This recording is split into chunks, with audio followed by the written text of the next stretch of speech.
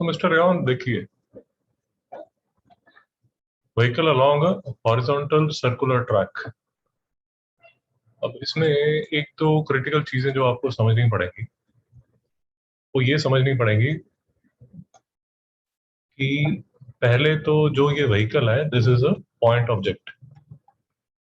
Point object, इसका मतलब क्या हुआ? इसका मतलब ये हुआ कि हमारा जो ट्रैक है, ये सर्कुलर मेरा ट्रैक है। मेरी जो कार है, अगर मैं मेरी जो कार है वो ऐसे नजर आती है, बट मैं इसको ऐसा नहीं शो कर रहा। मैं इसको as a point object show कर रहा हूँ। सर, इस बात पे कोई डाउट तो नहीं है? मिस मधुमिता, आपको कोई डाउट तो नहीं? No sir. इसका मतलब ये हुआ, देखिए, क्योंकि एक और डेरिवेशन जो बनती है वो, अगर हमें टाइम मिला तो चैप्टर के एंड में करेंगे। वो बनती है toppling of a vehicle. Toppling of a vehicle. Toppling of a vehicle में जो आपकी कार है वो विद टायर्स आप कंसिडर करते हैं, और उसकी जो डेरिवेशन है वो थोड़ी सी कॉम्प्लिकेटेड है, इसलिए वो चैप्टर के, अगर आप करना चाहेंगे तो करेंगे। देखिए यहाँ पर लिखा हुआ है ना, obtain the condition for not toppling of a four wheeler. अब इसमें आप जो व्हीकल है उसको पॉइंट ऑब्जेक्ट मान रहे हो, उसको ये मान के चल रहे हो कि उसका जो मास, उसका जो वेट है वो नीचे mg ऐसे है, और इसका जो नॉर्मल रिएक्शन है वो ऐसे है, और जो सर्कुलर ट्रैक पे ये व्हीकल सर्कुलर मोशन कर रहा है वो ड्यू टू जो सेंट्रीपिटल फोर्स प्रोवाइड कर रही है वो सिर्फ फ्रिक्शन प्रोवाइड कर रही है। क्योंकि एक और केस बनेगा जिसमें जो रोड होगी वो बैंक्ड होगी। Banked, BANKED। सर, यहाँ तक आप मेरे साथ हो या नहीं? जी सर। फिर से समझ लीजिए, हम जो केस कंसिडर कर रहे हैं उसमें जो व्हीकल है वो अपने एक्चुअल साइज में नहीं है, उसको पॉइंट ऑब्जेक्ट रिड्यूस कर दिया गया। पॉइंट ऑब्जेक्ट रिड्यूस करके आपने क्या किया, ये बोला कि जब वो अपना सर्कुलर ट्रैक में, ये सर्कुलर ट्रैक है ऐसे, अब ये जो व्हीकल है वो ऐसे, ये सेंटर ऑफ द ट्रैक है, जब ये सर्कल ले रहा है तो दो तीन पॉइंट्स, पहला तो हमने डिस्कस कर लिया कि it is a point object. Second हमने डिस्कस कर लिया it is a horizontal road. Horizontal road. और थर्ड जो क्रिटिकल चीज जो हम पहले भी बहुत बार डिस्कस कर चुके हैं, जैसे लास्ट टाइम हमने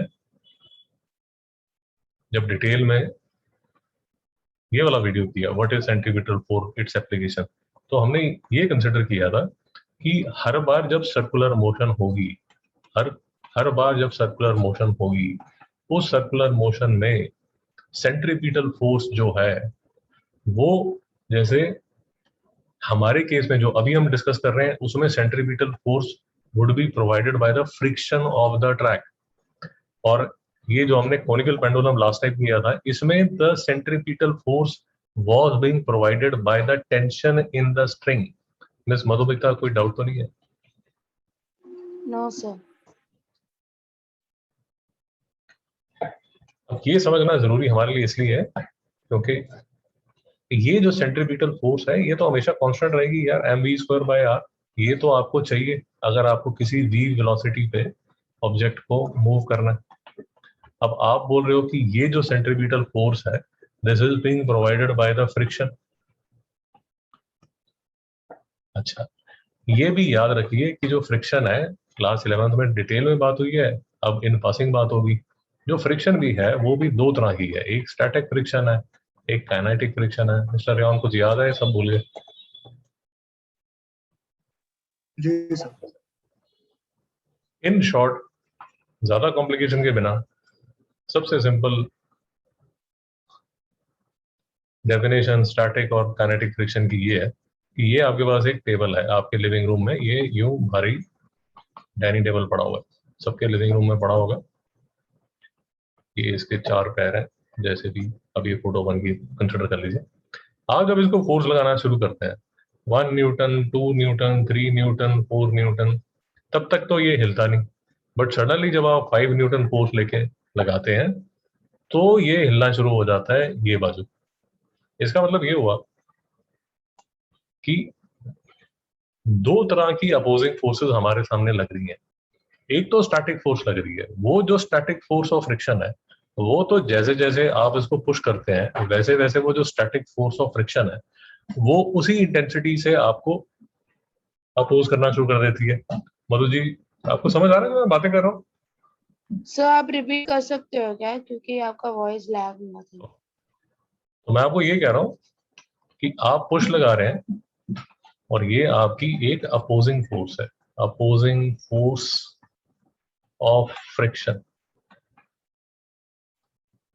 मैं आपको सिर्फ ये कह रहा हूँ कि आप जब अपनी फोर्स, अपना जो पुश है उसको इंक्रीज करना शुरू करते हैं तो ये अपोजिंग फोर्स ऑफ फ्रिक्शन भी एक लेवल तक तो आपको अपोज करती है, एक लेवल तक तो आपको अपोज करती है।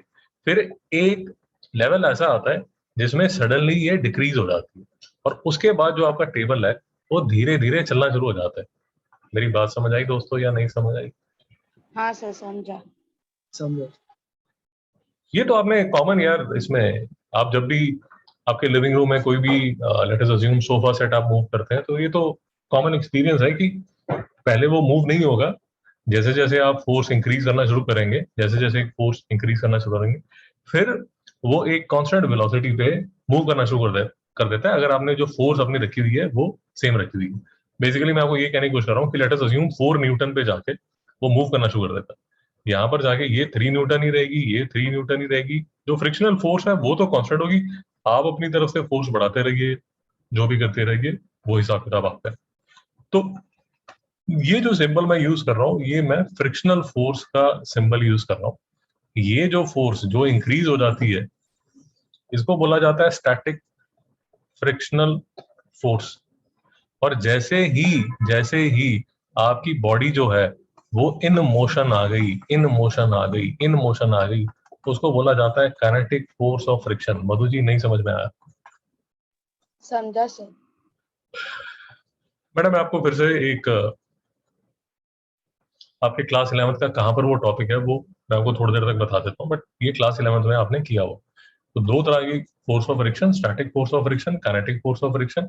उसमें सिर्फ ये याद रखिए, जो मुझे चाहिए वो सिर्फ ये चाहिए कि जो स्टैटिक फोर्स ऑफ फ्रिक्शन है वो इंक्रीज करती है, इंक्रीज करती है, इंक्रीज करती है।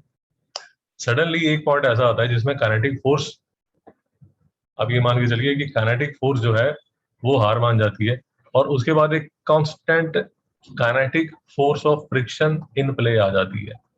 Kinetic force of friction in play आ जाती है। ये जो है ये स्टैटिक फोर्स ऑफ फ्रिक्शन है, स्टैटिक फोर्स ऑफ फ्रिक्शन है। और ये जो है ये इस फोर्स की, फ्रिक्शनल फोर्स की मैक्सिमम क्वांटिटी है। मतलब जी कुछ आइडिया आया? हाँ सर, समझा। ये जो पॉइंट है बेटा, ये मैक्सिमम फ्रिक्शनल फोर्स लगेगी। इसके बाद एक constant kinetic force of friction लगेगी। और ये बात याद रखिए, एक और छोटा सा फैक्ट याद रखिए कि जब तक स्टैटिक फोर्स ऑफ फ्रिक्शन है आपका जो ऑब्जेक्ट है वो मूव नहीं कर रहा, वो मूव नहीं कर रहा। बट जैसे ही काइनेटिक फोर्स ऑफ फ्रिक्शन आ चुकी है तो आपके ऑब्जेक्ट ने मूव करना शुरू कर दिया है। मधु जी, कोई डाउट यहां तक?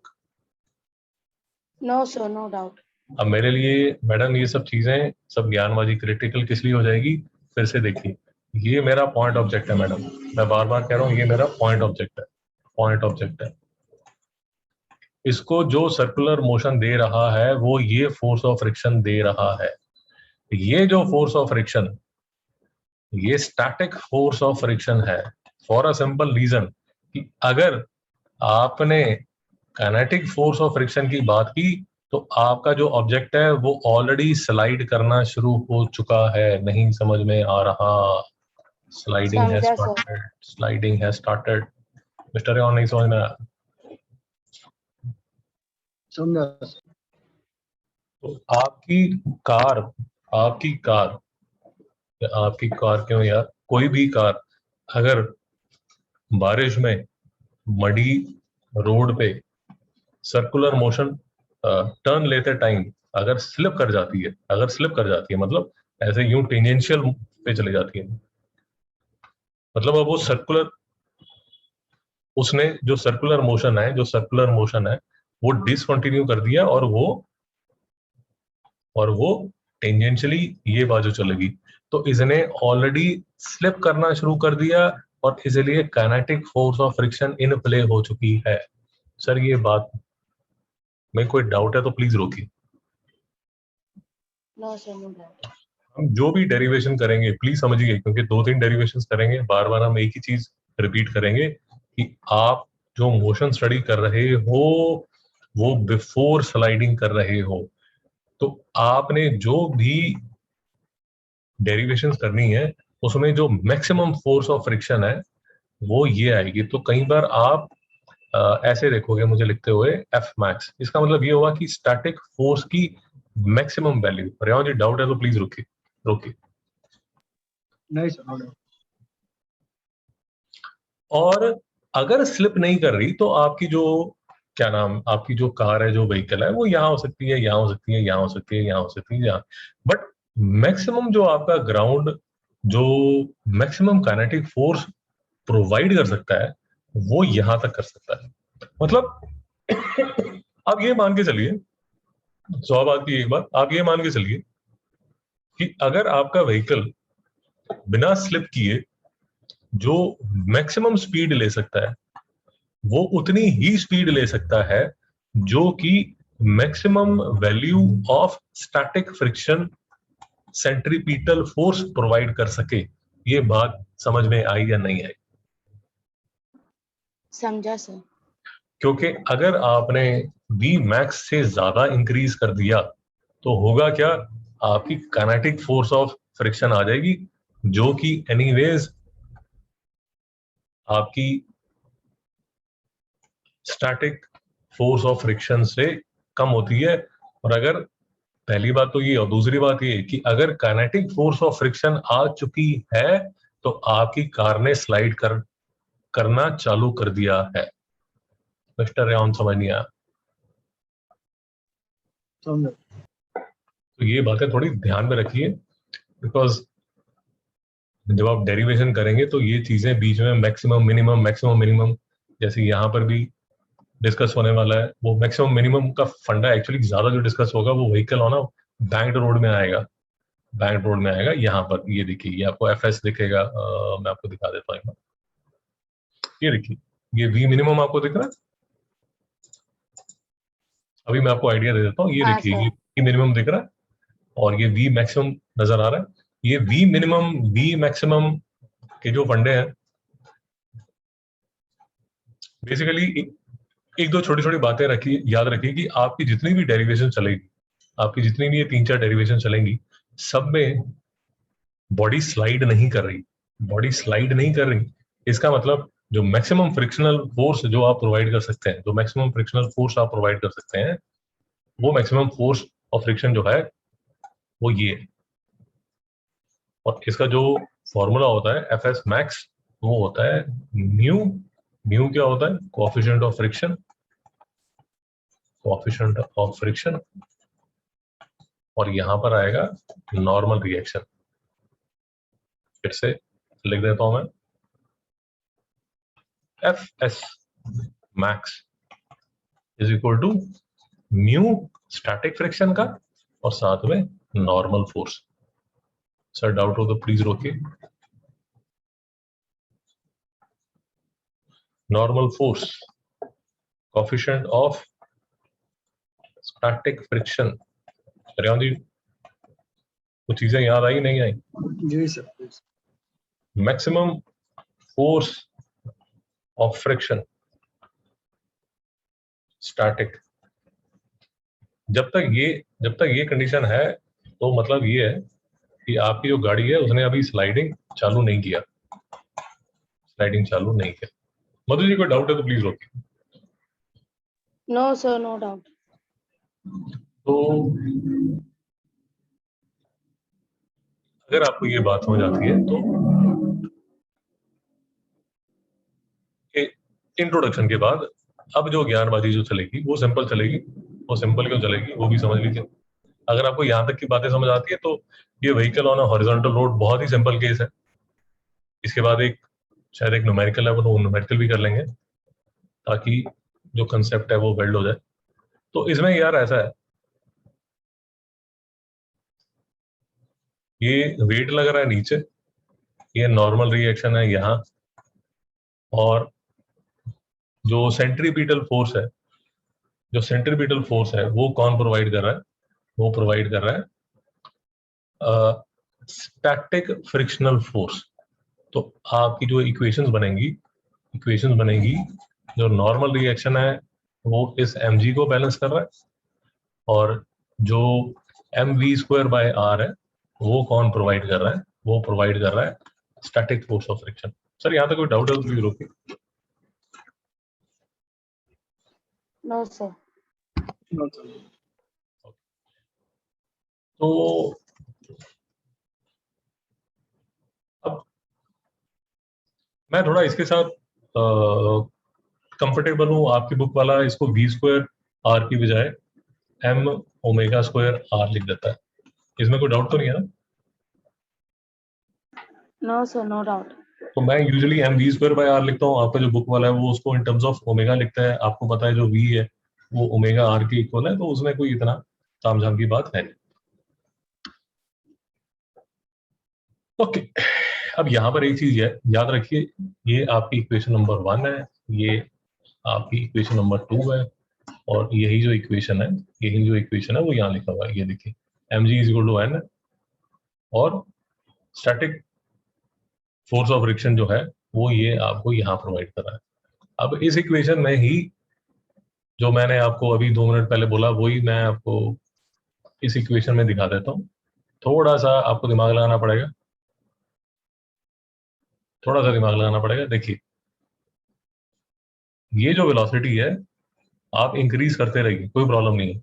मतलब ये वो वेलोसिटी है जिसपे आप टर्न ले रहे हैं। कोई बात समझ आ गई? अब हाँ सर।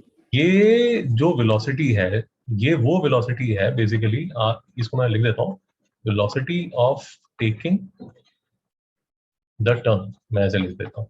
अब ये इक्वेशन ही आपको ठीक ठीक के बोल रही है कि आपकी जो गाड़ी का मास है वो सेम है।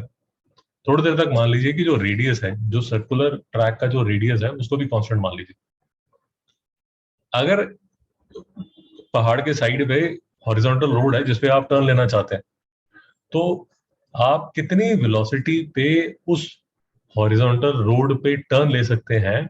क्योंकि वो जो पहाड़ पे रोड है उसमें उसका जो रेडियस ऑफ कर्वेचर है वो तो आप चेंज कर नहीं पाएंगे, आपकी मास ऑफ व्हीकल भी आप चेंज नहीं कर पाएंगे। तो बेसिकली आपका जो velocity of taking the turn depends upon the force of friction provided by the road. Sir doubt है तो मैं दोबारा रिपीट करूं, नहीं तो मैं आगे चलूं। समझा सर। No doubt. तो अगर आपने रेनी सीजन में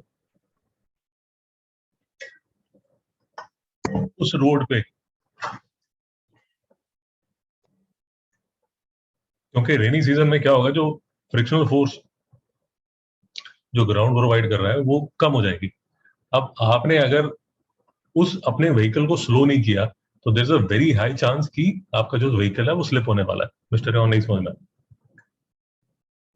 समझा sir. यूजुअली हर बार रेनी सीजन के बिगिनिंग में बॉम्बे में बहुत सारा जो व्हीकल्स हैं खासकर जो 2 व्हीलर्स हैं वो स्लिप करते हैं। क्यों स्लिप करते हैं समझ लीजिए। वो एक तो पूरा 6 महीने से रोड पे ग्रीस ऑयल वगैरह इकट्ठा हो जाता है,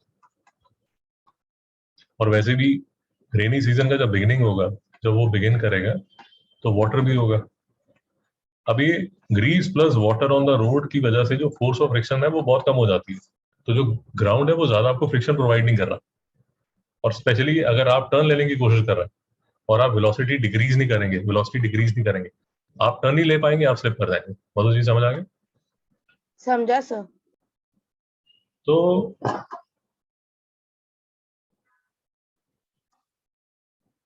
अब थोड़ा सा जितना भी हमने ज्ञान अभी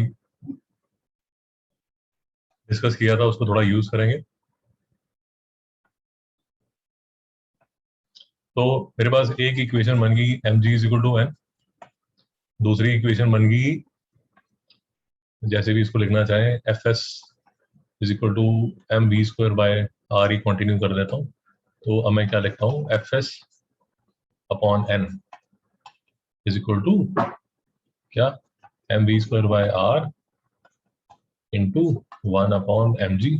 तो ये m और ये m कट गया, तो ये आ गया v स्क्वायर बाय rg। ये v स्क्वायर बाय rg यहाँ लिखा हुआ है, कोई डाउट? No, sir. देखिए अब थोड़ा सा ये आगे पढ़ने की कोशिश करते हैं ज्ञान गणित। ओके, तो for a given track radius r is constant, for a vehicle mg is equal to n is constant, thus as the speed v increases the force of static friction also increases। ये lines में कोई doubt है? No sir, no Right. Doubt. However, fs has an upper limit of mu sn।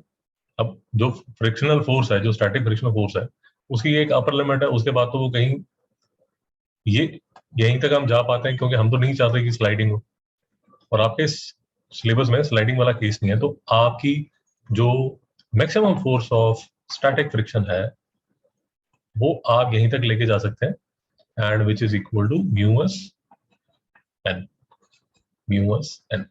तो basically आप जो stretch करके static force of friction लेके आ सकते हैं, इस केस में जहां पर n जो है वो mg के इक्वल है, तो वो यहां तक लेके जा सकते हैं। सर इस चीज पे कोई डाउट है? No miss sir. मधु, हाँ। तो ये मैक्सिमम सेंट्रीपिटल फोर्स ग्राउंड आपको प्रोवाइड कर सकता है जिस ग्राउंड पे आप हैं। इससे ज्यादा आप वेलोसिटी को इंक्रीज नहीं कर सकते। नहीं समझ में आ रहा? समझा सर। तो आपका जो v मैक्स होगा, ये v मैक्स है। आपका जो v मैक्स होगा वो म्यू एस जी आर। तो v मैक्स जो है वो root mu s g r होगा ये। तो फॉर अ गिवन ग्राउंड, मतलब ग्राउंड या रोड या प्लेटफॉर्म या जहां पर भी आप ड्राइव कर रहे हैं, उसमें आप जो मैक्सिमम स्पीड कर सकते हैं, मैक्सिमम जो स्पीड कर सकते हैं सेफली, वो म्यू एस आर जी पे कर सकते हैं। ये किसका केस है? ये वो केस है जिसमें हॉरिजॉन्टल ग्राउंड है, हॉरिजॉन्टल ग्राउंड है, आपका जो व्हीकल है वो पॉइंट ऑब्जेक्ट है, आप ये radius of curvature of the road जो है वो आर के इक्वल है। मिस्टर को डाउट? No, sir. No. अब इसी को अगर आप फिर से थोड़ा सा और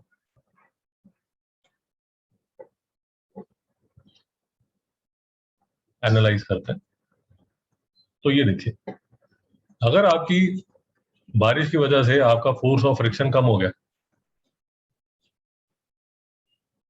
तो आपकी जो वेलोसिटी है ये अगर लेस होता जा रहा है, ये अगर लेस होता जा रहा है, तो ये जो v मैक्स की क्वांटिटी है इसको भी लेस होना पड़ेगा, लेस होना पड़ेगा। Miss Madhu, do you agree और नॉट? Yes sir. ठीक है, बट एक और इंटरेस्टिंग चीज आती है जो आप अगर समझे तो, समझदार बच्चे हो तो ज्यादा आपको लोड नहीं लगेगा। एक और इंटरेस्टिंग चीज जो आती है वो ये आती है, इंटरेस्टिंग केस ये आता है कि अगर आप जो सर्कुलर ट्रैक है उसका जो रेडियस है वो इंक्रीज कर दें, मतलब लेट अस अज्यूम जो आपने जो टर्न लेना है वो ऐसे टर्न ना लेके एक बड़ा टर्न ले लें, एक बड़ा टर्न ले लें। अगर आप आर को इंक्रीज करते हैं तो आप वी मैक्स को इंक्रीज कर पाएंगे। नहीं समझ में आया समझा सर। मिस्टर रेवान, समझ आया? समझा। तो कभी आप हैवी व्हीकल चलाते हैं, ट्रक वगैरह कभी चलाते हैं, या कभी कभी आपने नोटिस किया हो तो थोड़ा सा नेक्स्ट टाइम नोटिस कीजिए। सर्कुलर अगर ट्रैक है, जैसे बॉम्बे में काफी ब्रिजेस है जो कि सर्कुलर है। जैसे अब मुझे एक जो याद आ रहा है वो आ रहा है न्यू बॉम्बे की साइड। न्यू बॉम्बे की साइड जब आप न्यू बॉम्बे वो थाने बेलापुर रोड पे जाते हैं, पता नहीं आपको ध्यान दिया नहीं दिया, तो वो जो ब्रिज है वो सर्कुलर है। तो जो बाइक वाले हैं वो यहाँ से टर्न ले लेते हैं, और जो ट्रक वाले हैं वो इस साइड से ट्रक लेते हैं। बेसिकली वो क्या करने की कोशिश कर रहे हैं, जो बाइक वाला है वो तो छोटे रेडियस पे टर्न ले लेता है, बट जो जो हैवी व्हीकल वाला है वो यूं बड़ा सर्कल टर्न ले रहा है। सही बात समझ आ रही है मेरी बात? हाँ सर।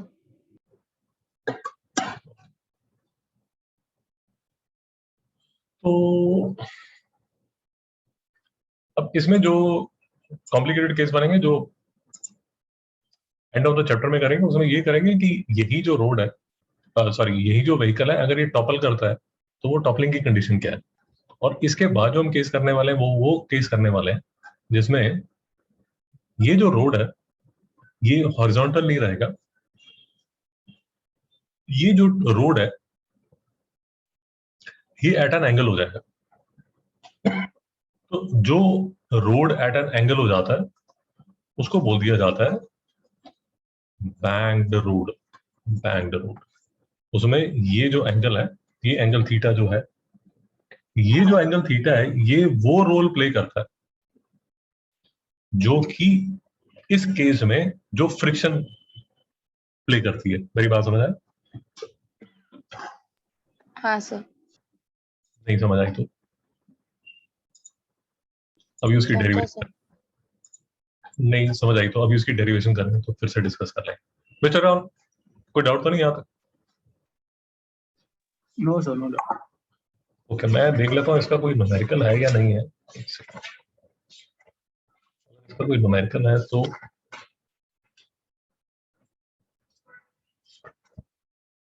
इसका कोई न्यूमेरिकल है तो मैं आपको न्यूमेरिकल बता देता हूँ।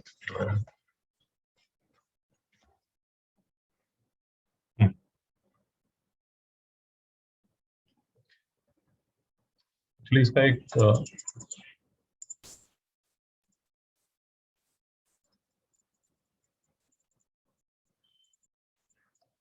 मतलब डिट्टो इसका तो न्यूमेरिकल नहीं है, बट ये न्यूमेरिकल है जो कि जिसमें जो फंडे यूज हो रहे हैं, जो फंडे यूज हो रहे हैं वो यही फंडे यूज हो रहे हैं। कौन सा न्यूमेरिकल है? Numerical number 13।